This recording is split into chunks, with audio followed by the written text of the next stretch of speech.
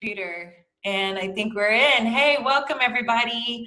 I'm Audrey, and I work on our marketing and our social media team here at the Springs. And Barbara Quickle is joining me. Say hi, Barbara. Hi. She's our venue manager up in Edmond, Oklahoma.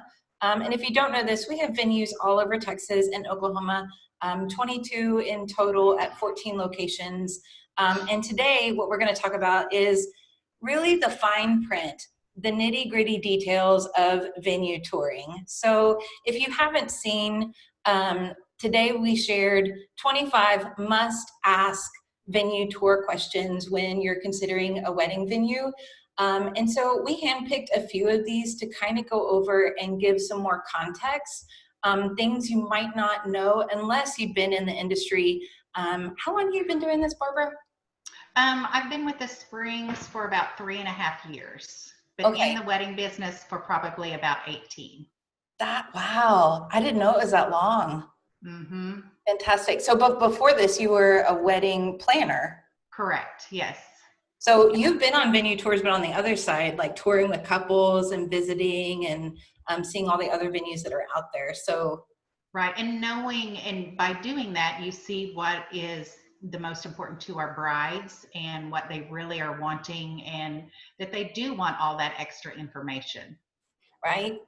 I've been with the Springs, I'm going into my 6th year. And so I've never had the experience on the wedding planner side. So I'm so glad that you're joining me because you'll be able to give a new perspective too, to have both. But I did work for another venue company and it was a startup. And so Springs total 5 years, 1 year at the other company. And so yeah, we have street cred. Right, yeah. So, every bride is different. Definitely. So today we're going to get into, I think, the not so glamorous side, I guess, because when you think about like venue styles, which is our topic today, and our engagement party, right, this month-long really fun thing that we're doing, today's topic and theme is venue styles. So there's like the front end, the pretty, the aesthetics, right? We have 6 styles. We have, ranch, manor, Tuscan, farmhouse, chateau, and lodge. Oh, I got them. So not just the venue style, but also venue and how they operate. So like the foundational things, the logistics of a venue, if you will, or the things that are like behind the scenes that maybe an insider or an industry person would maybe know. So that's why we're here. We want to talk about those things. So if you're like a spreadsheet person, or like you actually read the venue contract and the fine details, like this is for you. So you ready to get into it? I'm ready. Okay. Have you seen the 25 venue tour questions? Several times. Yeah, it's good stuff. Yeah. It is. It's things. The 25 questions are usually when a bride comes, that's the first time they've ever planned a wedding. And you have your brides that come in and know everything, but then you have your brides that come in and they need this information. And I think that's what's one thing that makes the Springs so attractive, is because we give that to them to use wherever they go. Absolutely. So they can definitely have their best day ever. Yeah. I don't know if you've got a venue tour folder handy or not. I think I have one. I do, in my drawer. But when you come out to tour, I think this is the older version, but you're going to get a tour folder and it'll have all this information in it, right? And that's the same with any venue. No matter where you go, you're going to get a tour folder or some documents to take home with you. One of the things that is in there, since we're talking about it, is a venue contract. So you should always get a venue contract when you go out on a tour. Like, that's not a secret, what's in that agreement, because essentially when you sign, you're agreeing, to certain terms. So some of the finer details are what we're going to go over today. Okay, so the venue style. So we talked about the aesthetics, logistics. Let's talk about vendor policies. So as far as venue styles, I think you can kind of group it into 3 kind of camps. You've kind of got, on one end of the spectrum, you've got your all-inclusive venue that might be more like your hotel or your country club, or it could be a private venue that they've got in-house offerings. They've got catering, they've got a liquor license, so they sell the alcohol, and it's nice in some ways because you sign one time, you've got one contract and everything's in there, but we call those all-inclusive. On the other end of the spectrum, you've kind of got your more DIY venue. And we fit kind of closer on this end. So DIY, not that you're going to have to do every single thing yourself, but there's a lot of flexibility with that. You can bring in your own vendors. You can choose your own caterer, DJ, florist. You can bring in your own food and alcohol. We aren't permitted at the Springs, so you don't have to buy alcohol through us, and we don't have catering at our venues, so you can choose all of those things. And then I'd say in the middle, that third camp would be more like your exclusive or your preferred vendor list, where you have a set group that you have to choose. Either there's a contract between the venue and the vendor, and they're already pre-built into that. So would you agree that I miss any venue style as far as type of venue? No, I think by every bride, like we've always discussed, every bride is different. And by signing the dotted line for an all-inclusive, you don't get a choice. You don't get to make it your own, but there are brides that's all, their main concern is just saying their I do's, where then you can decide what budget and where you want to spend your money. What I tell my brides is that we're kind of like a skeleton, and we give you the bones, and you can make us as fat or as skinny as you want. You can spend all your money on the buffet, the caterer, or you can spend it on the bar. Right. We don't care. We want you to have your best day ever. And by just giving them recommended vendors, I think that, we do have skinny skeleton weddings, but then we have the very plump ones as well. So I'd love that they can make it their own and choose where they spend their money. Right. Well, I've never thought about a skeleton, but I think that's a good analogy, maybe. And I mean, so the thing about caring about vendors, and who they do choose, we do have recommendations. And so that's why we were really clear about changing. We used to call it preferred, but that made it feel like you had to. We have 4 in every category. So 4 florists, 4 DJs, 4 caterers. We love those vendors. We trust them. And that's just a recommendation where if you were my sister, I would give you the same list because we really believe in their work. And those are on the Springs website. So those are also in the tour folder. So you go home with all of those things, and you have a really great local list to start with.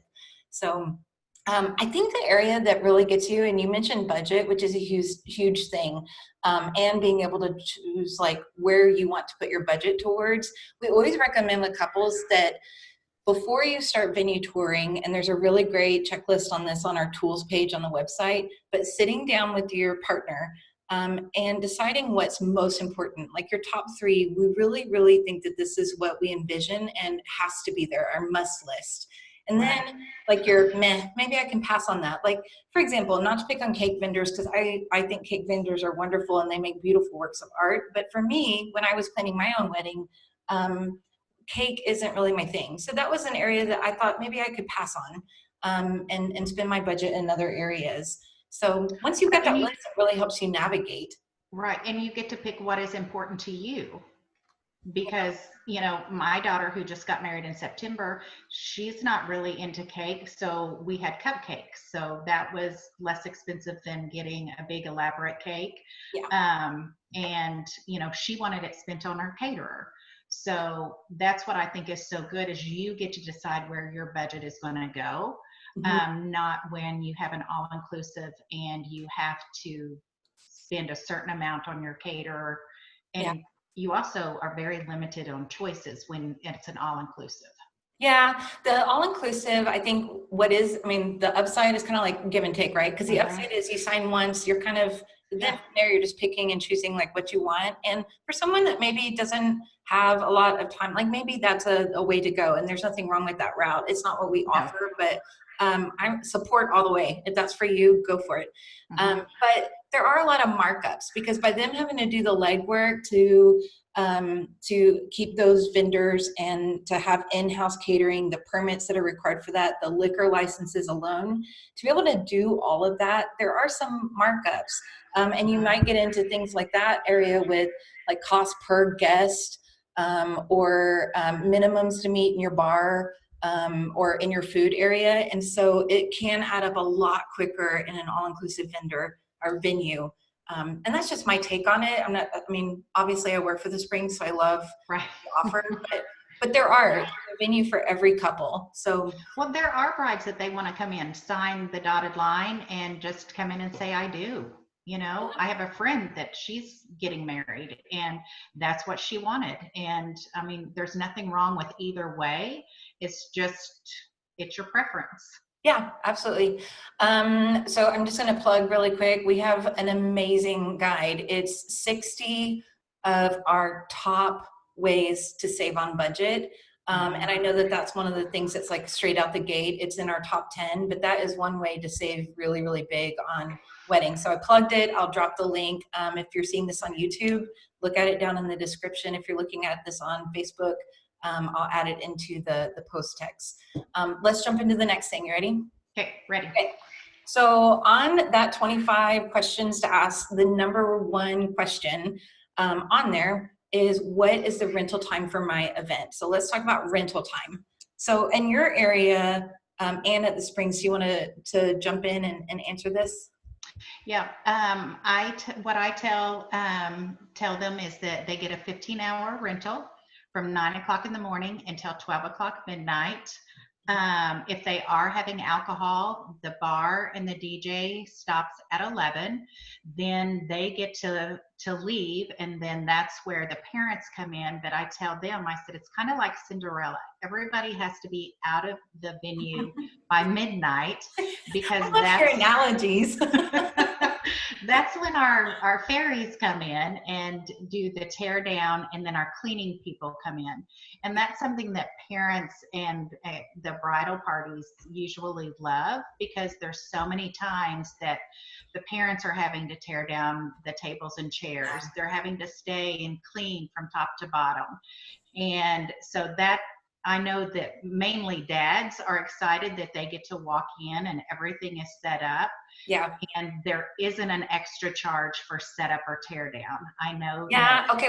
So I'm interrupting you because you're jumping into the next thing and kind of blending too, because you said some really good pointers here. So I just want to highlight the great things that you've already said. So the first one is rental time, because at every venue it's going to be different. Ours is 15 hours, but you're going to find a lot of times with venues, it may only be 4 hours. That's really the amount of time that you need for a reception.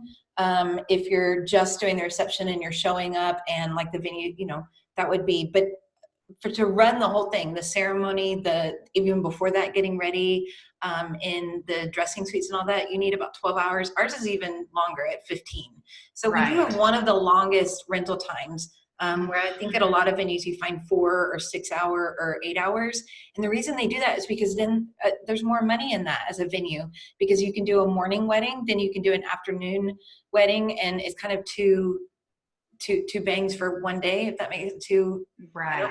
What's that saying? Two bangs for, what is it? No, more bang for your buck. That if you're a venue. So ours is a full day, which is I think really, really nice. And then the second thing that you hit on is, of course, our next question about fees and setup, breakdown of furniture. Is the furniture included, and who's doing the cleanup? So those 4 things are included at the Springs. So we do, our couples, they can set up their online seating plan. They send that into us. When they arrive at 9 a.m., it is all set up and done for you. Ceremony side and the inside, exactly how you arranged all of your furniture. All the furniture is included. And then after you take off and you go to say, happily ever after, then we're the ones breaking down the furniture. And those fairies you mentioned, that's our cleaning crew. So, right. Yeah. So they're amazing. And the thing about it is, by telling, our couples that all their parents or their bridal party, all they have to do is take out everything they brought in. And that saves so much for the families, because they'll get a groomsman that'll say, I'll stay and help tear down the chairs and tables, and they leave as soon as the bride and groom do, or the couples do. So I think that is more important to the parents than actually the couples, because the couples are gone and they don't even think about it. So, but knowing that that's all included in the price. And I love to tour after we've had a big wedding, because you're showing that bride and groom, or that couple, you're showing them how clean the venue is after a huge event. Right. So it does make a difference, I think. Yeah, well, that's one of the things I think that we're known for, right? That caring, that we're customer friendly, and that we're clean, which I know it sounds very corporate, but cleanliness is huge for us. Like when we have couples that come in on a Sunday morning and they're touring, 9 a.m. and we tell them we just had a big blowout party last night. It was amazing. Right. There were 320 people here. They're like, yesterday, I mean, it is spotless. Yeah. So our standards for cleaning and venue assessments that we have, internally, our standards are way up there. It's the white glove test. So, Yeah. so And kudos that's to our important. cleaning crews. Right. Absolutely. We couldn't do it without them. That's for sure. Mm-hmm. So let's get into the next thing. So we've covered venue styles, vendor policies, permits, as far as catering and liquor. This kind of ties into that. We've also covered rental time, furniture, and if it's included, the setup, the breakdown, the cleaning fee. The next thing that I want to talk about is insurance and permits.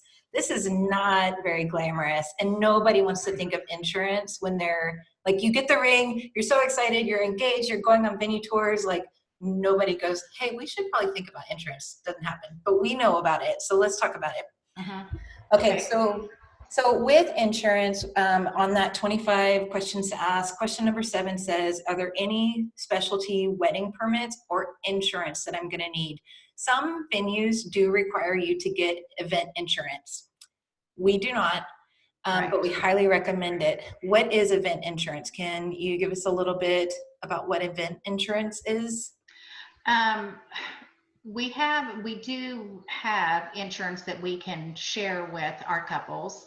I know that event insurance covers the time of your rental of the property, and it would cover any damages or anything like that. But then there is insurance that, especially if your significant other is in the military or something like that, that I definitely encourage all of our military to take out the insurance.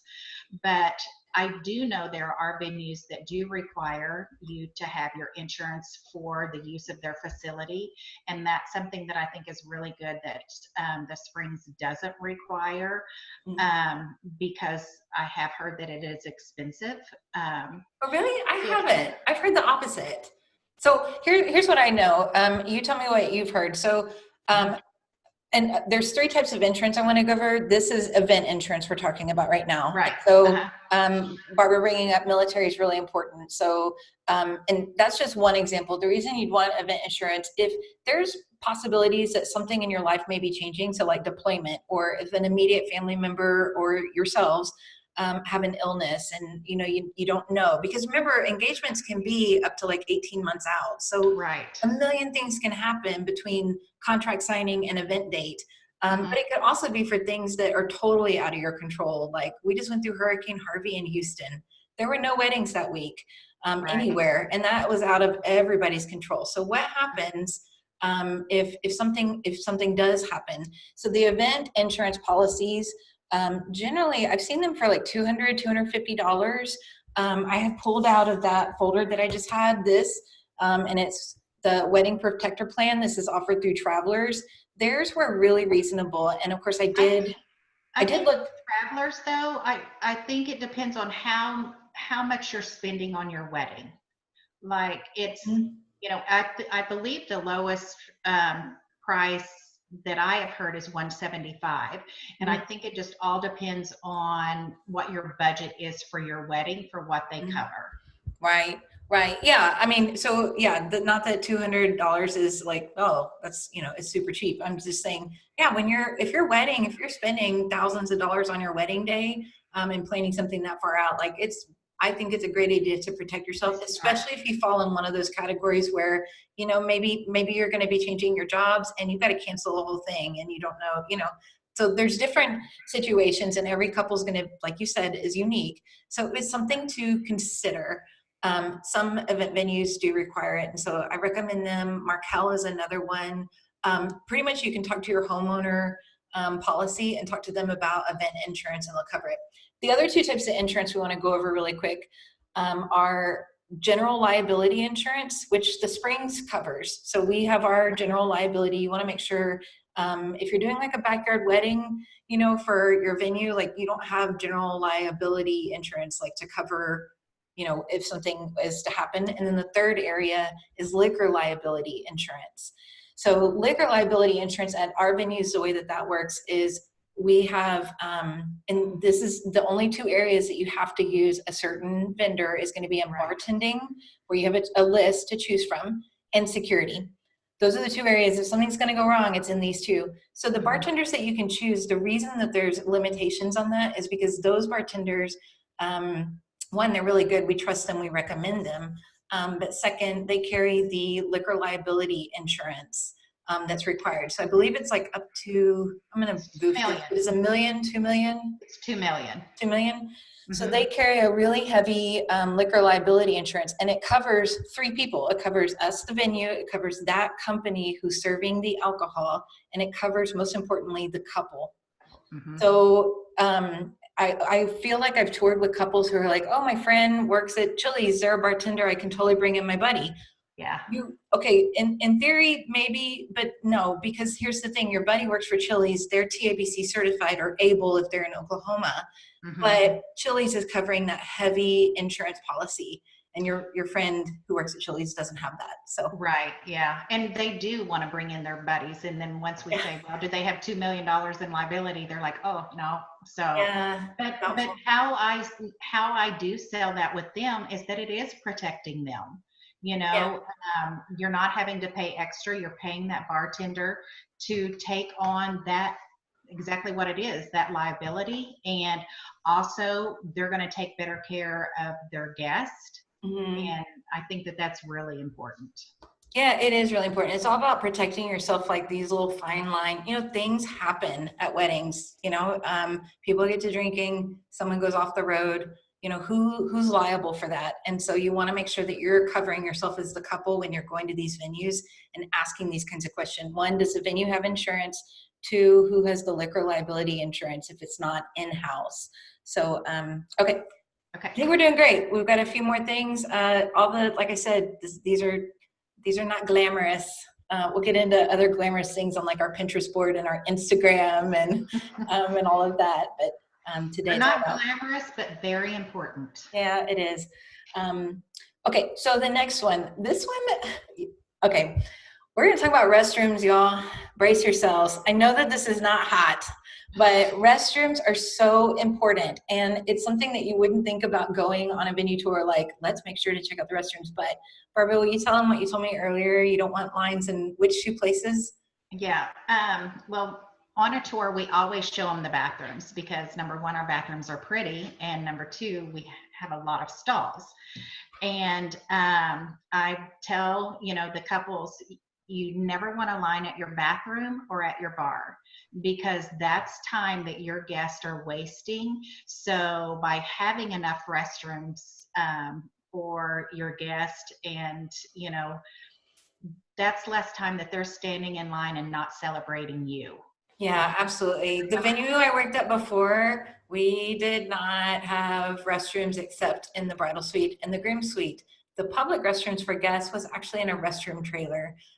We rented it for every event. So you wouldn't think of that, but man, think about it. So here's the deal. All of our venues, if you're, remember I said we have 6 styles. So if you're in a ranch, a manor, or a Tuscan venue, you're going to have 12 toilets.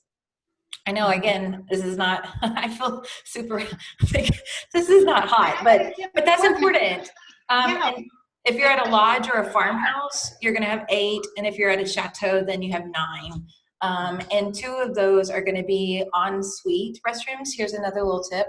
The ensuite restrooms are in the dressing suite. So if you are, I'm going to go with the girls. So if you're a bride and you're getting into that gown and your ceremony doesn't start for a few hours, the last thing you want is to have to leave the dressing suite, go to the public toilet, you know, so that's nice that it's en suite. That way you're taken care of and you're not wandering around in your wedding dress and, you know, you ruin the surprise of it. So.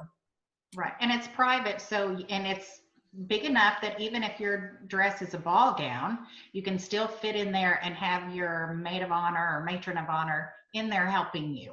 Yeah, yeah, definitely.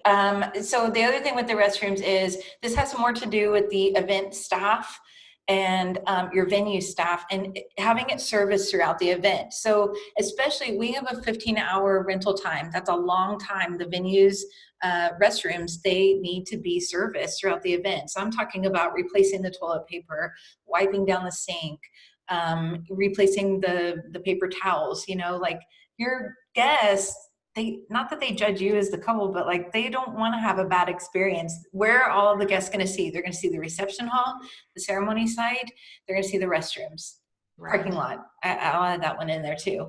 So, so yeah, you want your restrooms to be staffed. So at our venues, you want to tell them about our event attendants that we have, our venue attendants. Yeah. Our venue attendants that are the general manager and manager usually are not at the actual event. We have venue attendants, and they, how I explain to our couples is they're there to oversee the actual venue.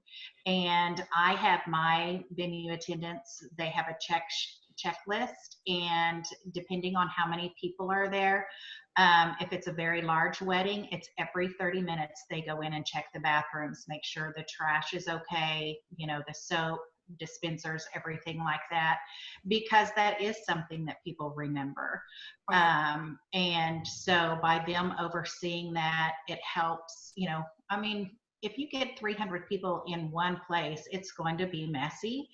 So they just, you know, that's part of their routine, what they do. And also, you know, throughout the venue and checking the trash. Yeah, restrooms, hot. That was great. Okay, I know you guys are like enthralled. Like that was okay, but I hope that helps. So when you go on your venue tour, make sure you check out the restrooms. Let's move to the next topic, shall we? Okay, we're gonna talk about deposits. So when you go on a venue tour, no doubt you're gonna hear that word probably at least once. Either you're gonna hear deposit or you're gonna hear retainer or you're gonna hear, like those are kind of the same things. We're gonna split up what these things are. So a retainer a lot of times would be, you see that more at all-inclusive venues where it's in order to book, you need two things to make it official. Because if you tour and you fall in love with the date or you fall in love with the venue, until you have a contract and you have an initial money given to the venue, right, whatever they call it, it's not booked.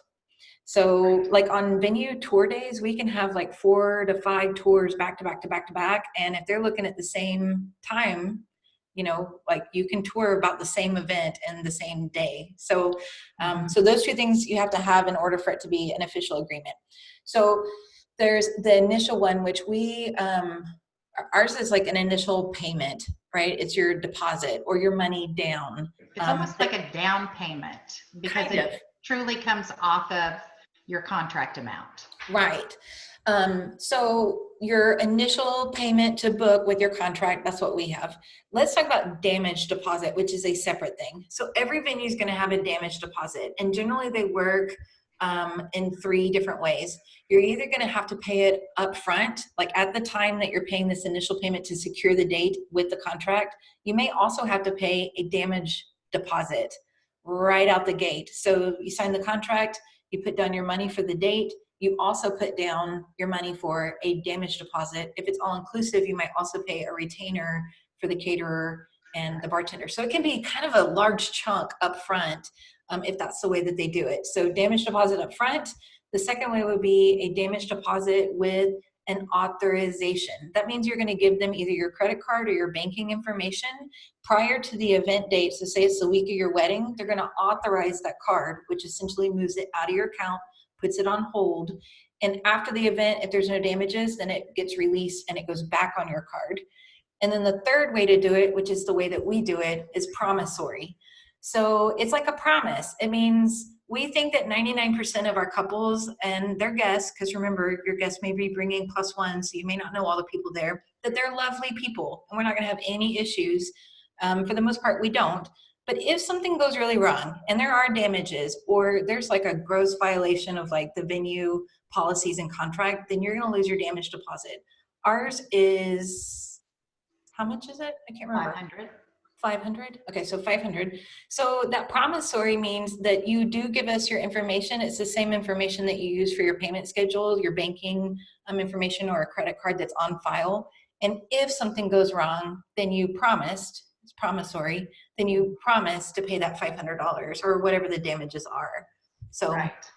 Yeah, and that they just complete a form and give us mhm. the information, sign it, and it's as good as the contract. Yeah, so I hope that that makes sense, that when you're booking, like at least at our venues, you're going to pay an initial deposit, which right now we have a special offer and you can do $500 as your down payment, as you called it, but that payment with your contract. So you book the date and you're done. That's it. So there's no damage deposit that's due.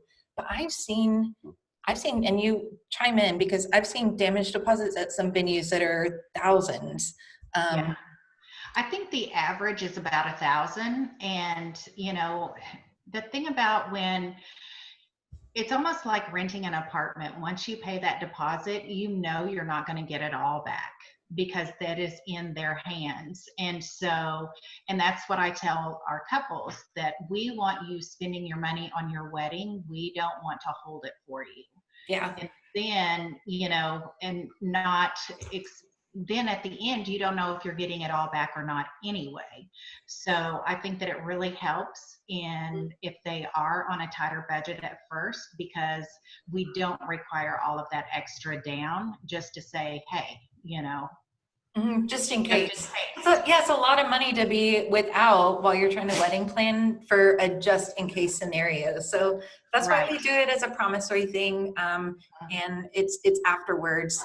And if there are damages, we're really fair about it. There'll be photos given to you and documentation, and you'll get the full scoop before that happens. So, and it's rare, but it does happen. Okay. It is rare. I think out of 3.5 years, I've had one time that something, and they came to us and told us about it, and Yeah.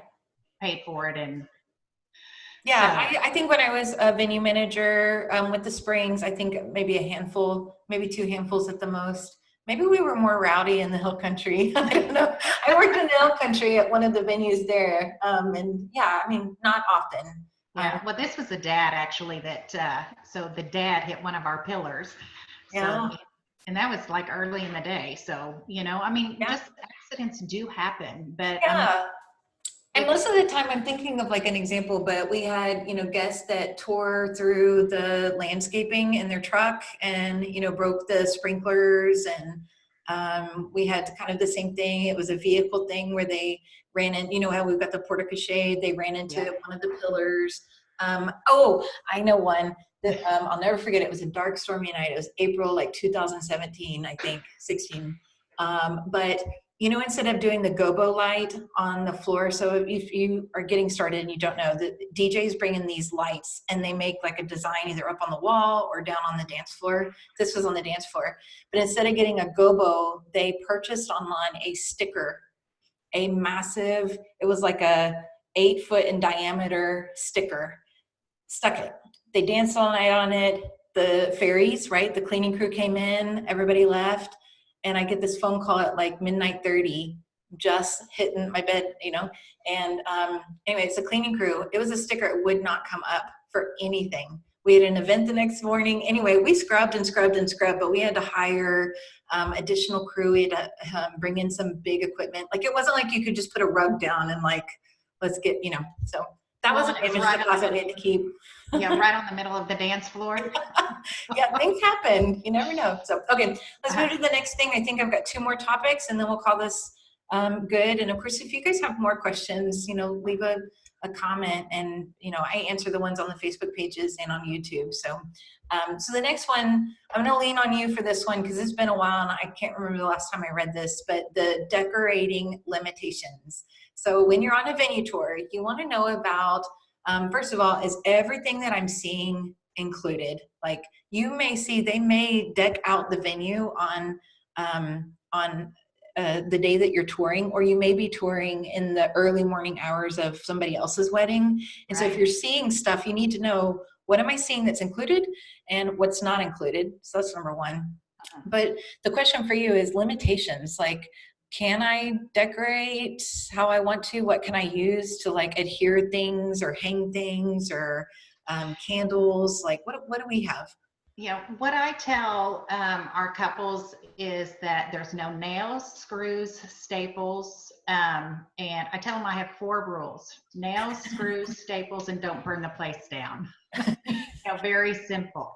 Fire is the scariest thing I think for a venue, but Right. we do allow candles, but I'll be Yeah. quiet. Go ahead. Yeah. But, a lot of, our venues are so pretty, you don't have to do that much to them to decorate. But there are brides that want to do draping, different things like that.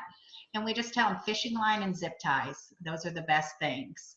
Those are the best things. I think the other items that you listed as far as like nails and screws, it's like permanent fixtures. So, right. We want the wedding venue to be beautiful for like tomorrow's couple. Tomorrow's it is, wedding. Right. yeah.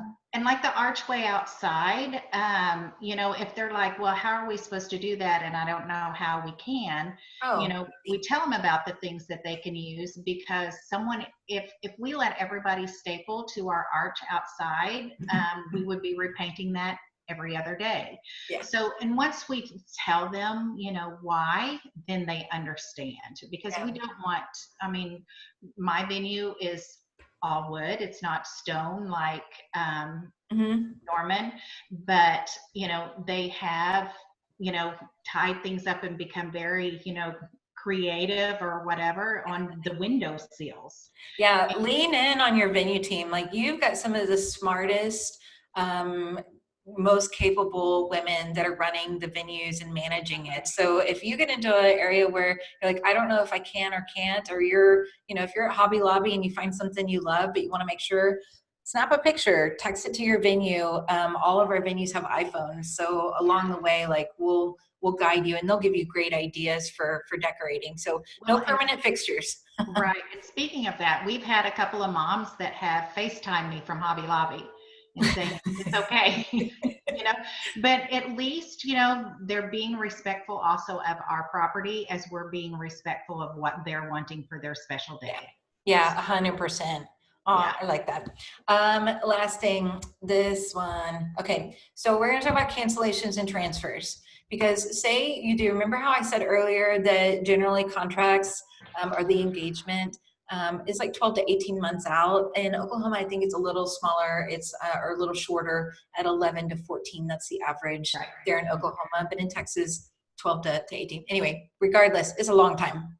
So if something happens and you need to transfer the date, you want to ask, and this is for any venue, ask them what the policies are. Now, that insurance thing that we were talking about earlier about event insurance, this is where that is so key. So you mentioned military earlier. We do have we have a small discount for military. We're super grateful, but the reason that we landed on that number is that 200 is because a lot of times we encourage them to go get this event insurance policy for cancellations or transfers. That's the most common.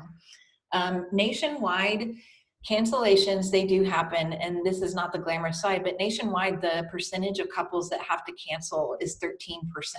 Here at the Springs, our cancellations, they happen. They're rare, but when they do, ours is 3.5% of our Springs couples will need to cancel.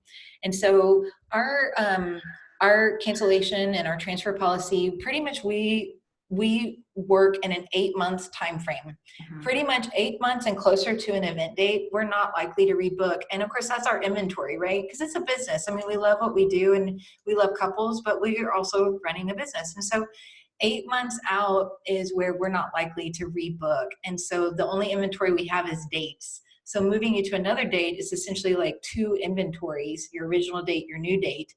If it's outside of 8 months, we'll work with you. You can transfer that one time because that's fair. And then as far as cancellations, anything that you've paid into it, right? So that's why you have a payment schedule, that wouldn't be refunded back. So if it's before 8 months, then it's just waived and nothing further is due. And you can rebook your date for another one in the future. So I think that's a pretty generous and is a really fair, I think, agreement between couple and venue. And so we do our best to work with our couples, and we hate to see things happen, but they do happen. So you should be prepared. And when you go on your venue tours, ask, the venue, what is the transfer policy? What happens if we have to cancel? How does the payment schedule work into that? Mhm.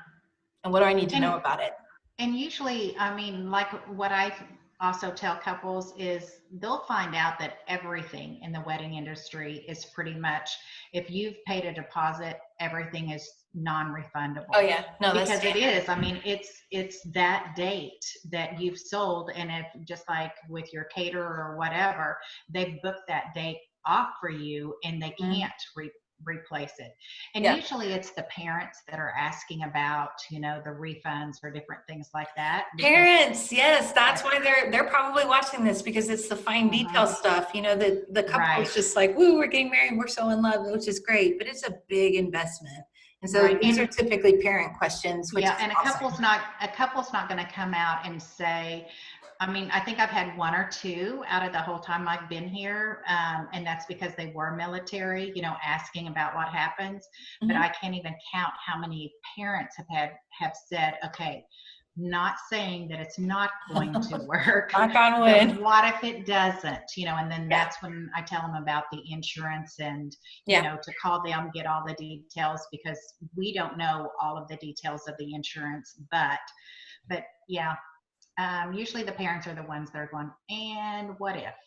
and what if? Because Yeah. yeah, I mean, the whole thing is what if, there's a Mhm. lot of things that can happen. Okay, I'm going to share my screen. I'm going to wrap this up by showing these are the tools that I'm going to link below, but they're really, I think, really handy. And we hope that all the resources and the tools that the Springs offers, which is a lot, Yes. that they're helpful for couples. Even if you're not getting married at the Springs, that you find us a really helpful resource for you. So I've just got my screen open really quick, but this is the 25 that we recommend. And of course, you don't have to take this to your venue and like go, okay, number one, like they're going to cover most of this. Your tours are going to generally take an hour. You will be sitting down with the venue manager at some point during your tour, and most of these are going to be checked off. But I think that that's the thing in the wedding industry too, is the knowledge thing. Sometimes there's a imbalance, right? Because couples are doing this for the first time, like you mentioned, and so they may not know these questions, and so you don't know what you don't know. So Well, and also not just for the couples, but I've been married for 30 years and things have changed so much. yeah, And you'll have, moms that are like, it's nothing like when I got married. I mean, we had cake and mints. Now it's a production, so I mean, even parents need this information. And a definitely. lot of times, all if the mom is with them, we'll ask them if they also want their own tour folder, because you Yeah, you can tell which moms are going to be more involved, and yeah, they need to know the information as well. So it's good for any couple and any parent, I yeah. think.